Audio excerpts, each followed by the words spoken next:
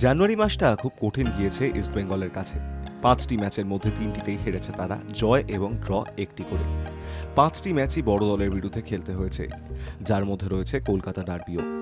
ইস্টবেঙ্গলের সুপার সিক্সে ওঠার কাজটা এখনও অবধি কঠিন ঠিকই, তবে অঙ্কের হিসেবে সম্ভাবনা পুরোপুরি মিলিয়ে যায়নি। তাই সুপার সিক্সকে লক্ষ্য করেই এগোতে চান কোচ অস্কার ব্রুজো। শনিবার ঘরের মাঠে চেন্নাইয়ান এফসির মুখোমুখি হওয়ার আগে সে কথা জানালেন তিনি।